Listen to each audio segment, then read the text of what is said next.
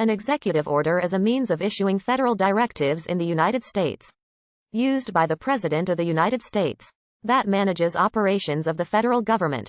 The legal or constitutional basis for executive orders has multiple sources. Article 2 of the United States Constitution gives the President broad executive and enforcement authority to use his or her discretion to determine how to enforce the law or to otherwise manage the resources and staff of the executive branch. The ability to make such orders is also based on expressed or implied acts of Congress that delegate to the President some degree of discretionary power.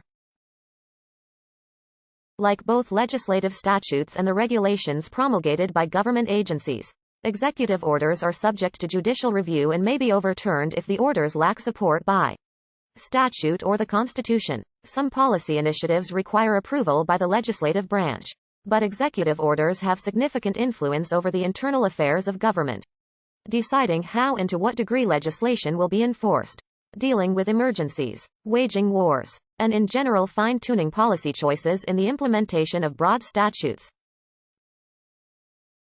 As the head of state and head of government of the United States, as well as Commander-in-Chief of the United States Armed Forces, only the President of the United States can issue an executive order.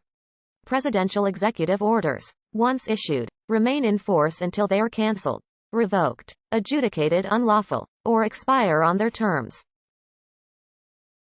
At any time, the President may revoke, modify, or make exceptions from any executive order, whether the order was made by the current President or a predecessor. Typically, a new President reviews in force executive orders in the first few weeks in office. The United States Constitution does not have a provision that explicitly permits the use of executive orders. Article 2, Section 1, Clause 1 of the Constitution simply states, "The executive power shall be vested in a President of the United States of America." Sections 2 and 3 describe the various powers and duties of the President, including, he shall take care that the laws be faithfully executed. The U.S. Supreme Court has held that all executive orders from the President of the United States must be supported by the Constitution, whether from a clause granting specific power, or by Congress delegating such to the executive branch.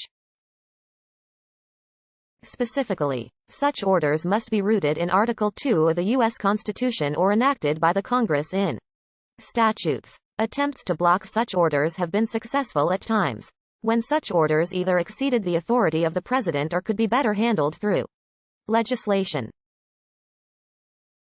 The Office of the Federal Register is responsible for assigning the executive order a sequential number, after receipt of the signed original from the White House and printing the text of the executive order in the Daily Federal Register and eventually in Title III of the Code of Federal Regulations. With the exception of William Henry Harrison, all presidents since George Washington in 1789 have issued orders that in general terms can be described as executive orders. Initially, they took no set form and so they varied as to form and substance.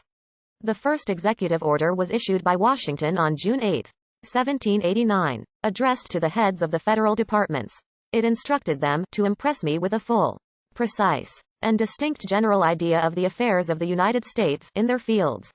According to political scientist Brian R.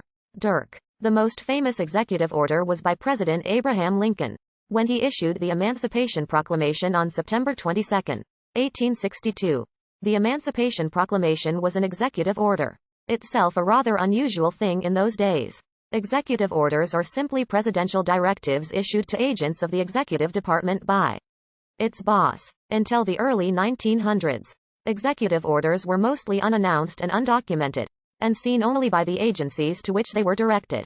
That changed when the U.S. Department of State instituted a numbering scheme in 1907.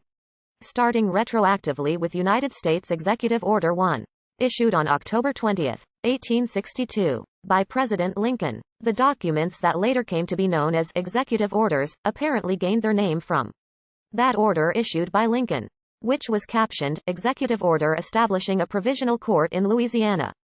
That court functioned during the military occupation of Louisiana during the American Civil War.